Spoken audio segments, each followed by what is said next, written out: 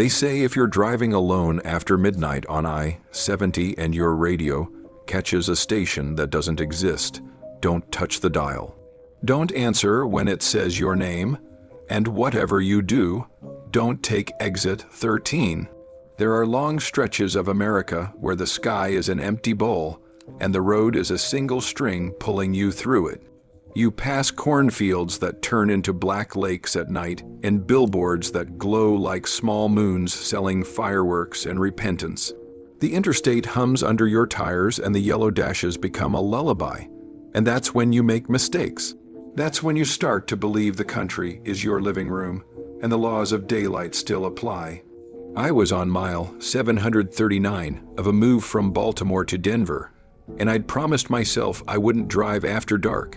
Promises, of course, way less at midnight. Somewhere past Terre Haute, the traffic thinned to nothing, and the windshield became a moving screen of moths.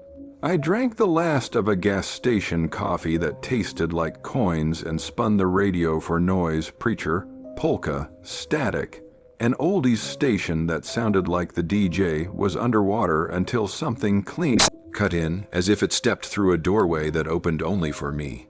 "You're not late, you're right on time," a man said. Warm voice, classic FM grit with that small town smile you can hear. Welcome to the graveyard shift. No ads, no requests, just stories for drivers who don't want to admit they're alone. The digital display on the dash didn't show a station number, only 3 dashes. For the first time in hours, my spine stopped buzzing. The host had the kind of cadence that makes you lean closer, the kind that makes you trust people you've never met. He told a story about a trucker in 1987 who picked up a girl in a prom dress and delivered her to a cemetery. And when he looked down, the passenger seat was wet with lake water.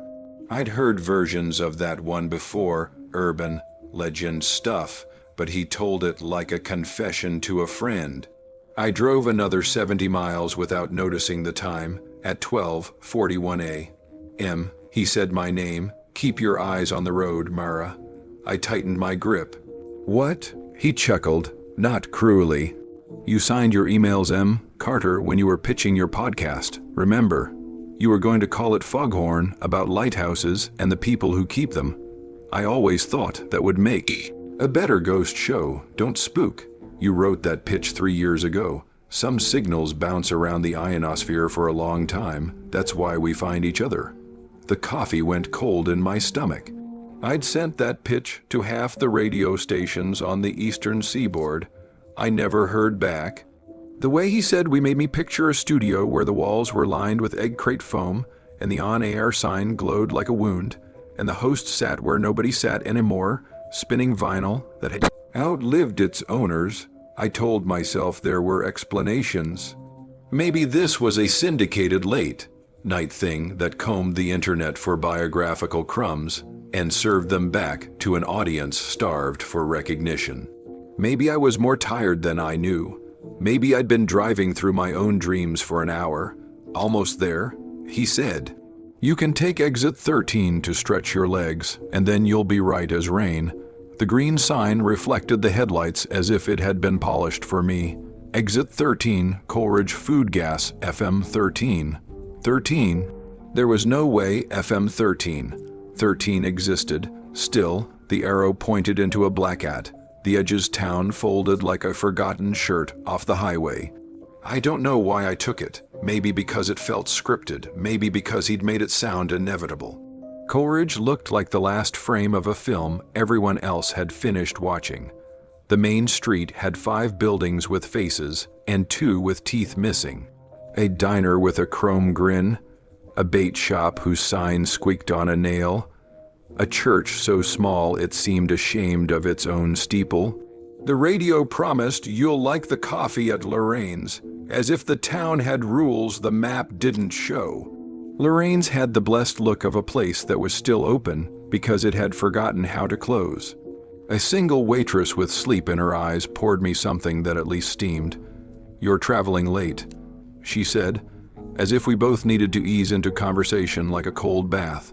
The bell over the door didn't ring when I came in, and that felt like a kindness. I felt like a driver in a story.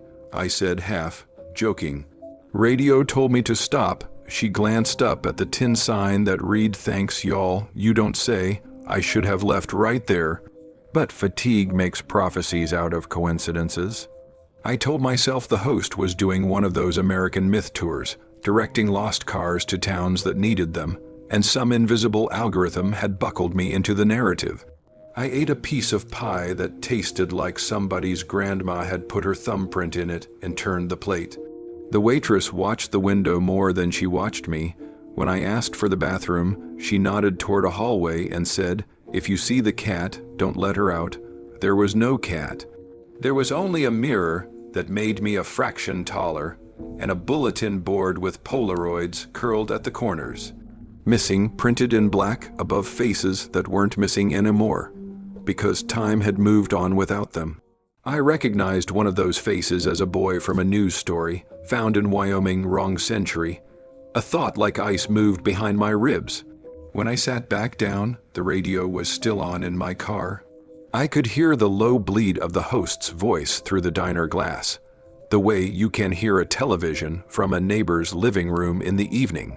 He sounded happy now, excited, like the crescendo of a song he'd been practicing for years. "Let's do a call-in," he said. "Just for fun, pick up on the first ring. It's late," the waitress said under her breath. "Sorry," I asked. She tucked a loose strand of hair behind her ear. "Not you, the road." The bell over the door finally decided to ring. A man came in wearing a windbreaker the color of the ocean when it's about to storm. He sat 2 stools away and ordered a black coffee and a glass of water. His knuckles were scabbed in a neat, careful way that made me think of how some people punch their own doors to avoid punching anything alive. "Where's your stop for the night?" he asked, not looking at me. "Denver?" He whistled like a kettle. "Ambitious." The waitress slid him the coffee. He added sugar without tasting it.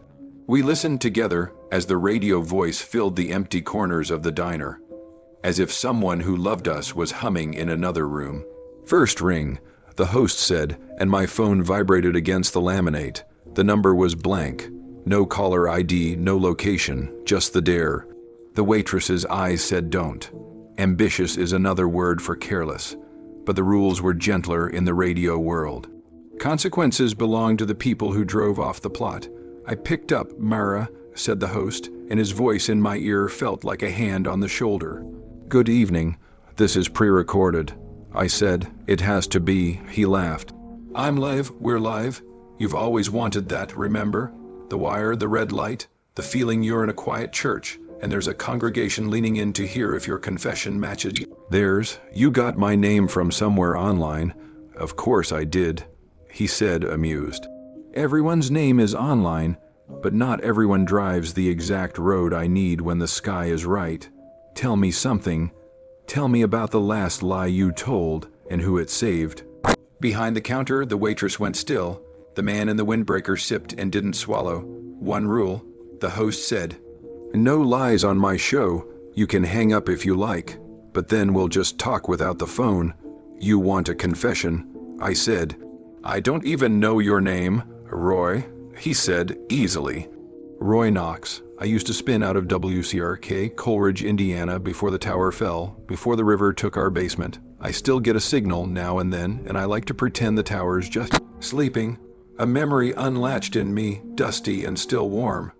A message board thread about a 1990 flood that washed a station's transmitter into a cornfield. An engineer had posted a blurry picture of a radio tower lying like a skeleton. There'd been a follow-up comment. "They say the midnight show never stopped." Someone else had replied, "They say if you take exit 13, and then the thread ended. I'd filed it away as internet fiction. "How many people have you called?" I asked. Roy said, "Enough to call it a community, not enough to call it a town. Don't take the second call." The waitress said suddenly, "To the air. If it rings again, don't take it." Roy's laugh in my ear was like a record scratch. "We don't take advice from people who don't listen to the radio, do we?" I wanted to be smart. I wanted to be the kind of person who recognizes crossroads when they appear and chooses the math of safety. I wanted to be someone who knows stories or traps disguised as bridges.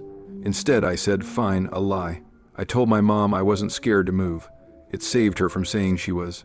There was silence on the line so deep I heard the lights. That's not a lie. Roy said gently, that's a ribbon you tied around your fear so you could carry it. Here's a real one. 3 summers ago, a kid named Leo called from the far lane just west of here. He told me he could hear the station but couldn't find it on the dial. He asked if I was a ghost. I told him no, and that was a lie, but it saved him for a while. Saving someone for a while is what radio is.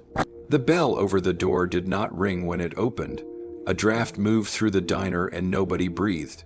A teen girl in a homecoming sash walked in as if the carpet were a dock, and she'd just climbed out of the lake. She left damp footprints that evaporated immediately. She sat on the last stool, as if she'd always sat there.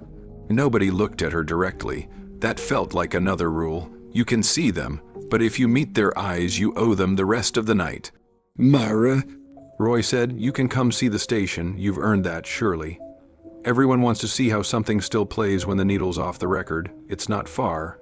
After we hang up, take a left at the grain elevator, follow the road to the water tower, and when the pavement ends, keep going. Don't, the waitress whispered. The man in the Windbreaker put exact bills on the counter. This is where I turn off my hearing, he said to no one and left without his change. I'm not hauling you anywhere, the waitress told me, softer now. I can't keep you from walking into your own story. I can only tell you what the last girl said when she came back through hungry and quiet. She said the studio light was on before the building and that the records don't have grooves anymore and that the microphone breathes. I just want to see, I said, already standing. She sighed, a sound like a hinge with a long memory. Then take this. She slid a paper matchbook across the counter. Lorraine's eat here or we'll both starve. Inside, in pencil, a number, 13. If you start to feel like you're falling, count to 13 out loud. Sometimes the town remembers where it is. I paid and stepped into the kind of night you can only find in the middle of a country too large for its bones. The radio's glow warmed the car. When I turned the key, the host's voice leapt back in, grateful, as if he feared abandonment. That's my girl, he said. You were born for radio, you know. You understand the sacrament of speaking into a thing that can carry you farther than your legs. I followed his instructions. The grain elevator was a giant's thermos silvering in the moonlight. The water tower crouched like a pale animal. The road shed its skin and became gravel, then dirt, then something that remembered being a road. Trees gathered themselves into a tunnel. Fireflies stitched green commas in the air as if every sentence needed pausing. At the end of the road stood a building that wasn't there and then was. A low rectangle with a slanted roof and a sign that had surrendered its letters years ago. A tower husk lay in the weeds like a dinosaur after the last bell. But the red on-air light in the window burned with the temper of a coal vein that refuses to be declared dead. I parked. As my door thunked shut, the radio voice shifted from my speakers to the world, like stepping from a hallway into a church. The studio door opened before I touched it. Inside smelled like dust that used to be alive. The walls were pin, cushioned with thumbtacks, and there were flyers for Friday night dedications and the county fair and a Go Prom underneath a strip of duct tape that read no requests. The microphone was the only thing that looked new, which is to say it looked old and well kept. It stood on its stand like a silver prayer. There were records everywhere, but when I tilted one toward the light, there were no grooves, only a black mirror and my face floating on it. Welcome home, Roy said. He didn't look like anything. He looked like the idea of a DJ. A silhouette with shoulders and a smile I couldn't quite agree on, like a radio tower seen from a moving car. He gestured at the chair. Your turn. I'm not on your show, I said, but my body had already sat down. The headphones cupped my ears like a mother's hands, and I could hear my own breath coming back to me half a second later. Say what you need to say to the ones listening, Roy said. They're waiting for permission. Tell them what you wish someone told you on a night like this. He pushed the fader. The red light burned hotter. I didn't plan the words. They arrived like a road sign I should have expected. "Good evening," I said. "If you're out there, if you're between places and don't know which one knows your name, you can keep driving. You don't have to turn off for the things that ask you to prove you're brave. You get to redefine brave as keeping the car between the lines until the light changes. If the radio says it knows you, tell it you know yourself better. If you feel like falling, count 1, 2, 3. Roy's hand tightened on the fader. The headphones breathed in my ear like an animal refusing a leash.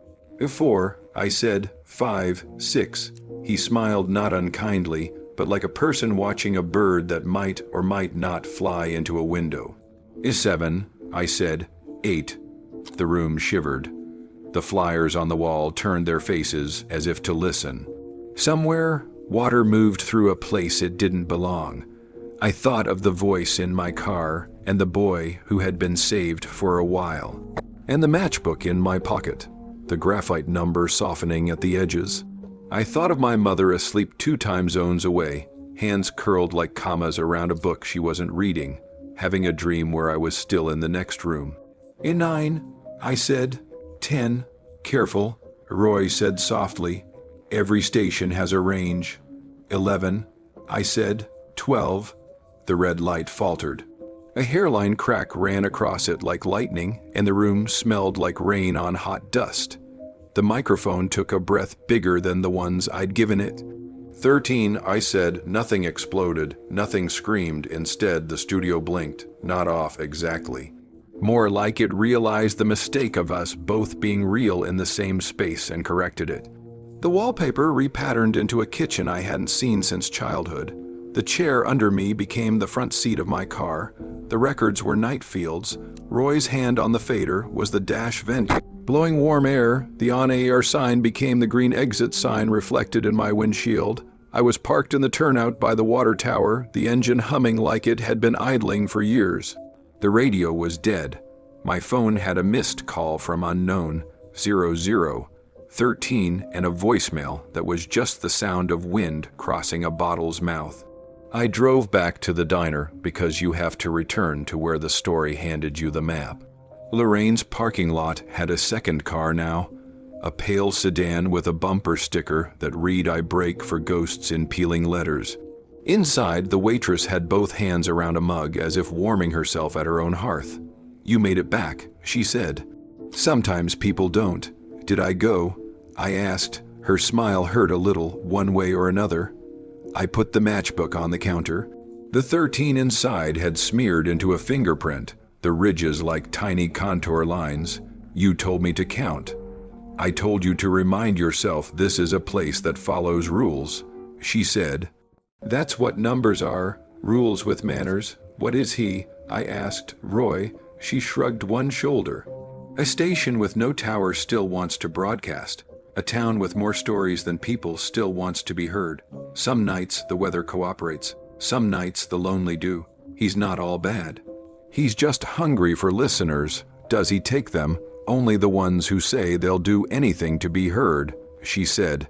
"And the ones who think they can't be loved unless they turn into a story first." A man at the far booth, someone I hadn't seen when I came in, laughed quietly into his eggs. I looked. He was as ordinary as a high school coach. He lifted his fork like a wave, and in the reflection of the diner window, I saw a different angle. His booth was empty. He might have been here for years. He might have been on his way somewhere permanently. The bell rang. A storm gathered itself and stepped outside.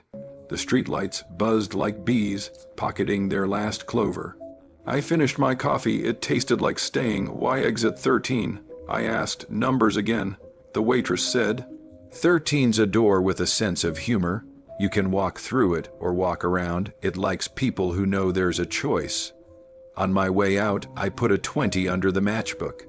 The waitress slid both into her apron. "If you ever start your podcast," she said, "don't forget there are stories that get better when they're not told. Some live best as closed windows you can see the light through." The road took me back like a river that forgives. The interstate unspooled and the sky turned the color of new coins. Just west of Indianapolis, my phone lit up with a text from my mother. "How's the road?" The radio, obedient now, served me weather and a commercial for tires that roll quieter than your secrets. I wanted to say, I met a station that eats confessions and a town that remembers how to pull people back. I wanted to say, I counted to 13 and it worked. Instead I wrote, I'm okay, love you. By the time I hit Missouri, the night behind me was a story the land told the dark. I kept the radio on low, the way you keep a lamp on in a room you're not using just so the house feels less alone. I didn't spin the dial. If something wanted me badly enough, it could find me without the numbers. 3 days later, a link appeared in my email from an address with no vowels. THGRVARG. Dat the subject line was welcome to the family Mara. Inside was a single audio file, 11 minutes long, titled Last Broadcast Roy Knox Cut for Air. Against my better judgment, I listened on my phone in a motel bed with the AC rattling accompaniment. It was me and it wasn't. The voice mine was steadier, older, the edges sanded down by years behind a mic I didn't own. I said the thing I'd said in the studio, the blessing for night drivers, but after I reached 10, I didn't count anymore. I laughed. It was a gentle laugh. You can take exit 13. I said, you'll like the coffee at Lorraine's. Then Roy spoke, but not to me. That's our Mara. He told an audience that wasn't there, or was, depending on the weather. She drove the line. She knows what stories are for. Something like applause moved through the empty room. The file ended with the sound of paper matches being struck, one after another, as if someone were trying to light a candle in a church where the windows never admitted day. I didn't reply. I didn't unsubscribe. It didn't matter. The emails kept arriving every few weeks. Fragments of shows aired on nights when thunder was a language and static was a grammar. I started Foghorn, not about lighthouses, not exactly, about the kinds of lights you keep for other people, about the kind of counting you do when the world offers you a cliff with a handshake. The first episode was Exit Wounds, and I told a version of what happened, the version with the edges tucked in. It charted for a day and then disappeared, which is what most things do when they're alive and not hungry for souls. Sometimes, still, I get the itch to roll the window down and let the night put its hand on my face. Sometimes, when the road is so straight it feels like a lie, I think I hear a man say, almost there. And sometimes I do answer, quietly with the radio off and the headlights cutting a path through moths like stray snow. I'm already here, I tell him. We're all already here. On certain maps, nobody prints exit 13. On others, it's the only exit. If you find yourself on I-70 at an hour that removes adjectives from everything except the dark, you might catch a station that isn't on the dial. It will know you. It will love you in the way storms love tall things, if you're very tired and very alone, and if what you want most is to be heard, count.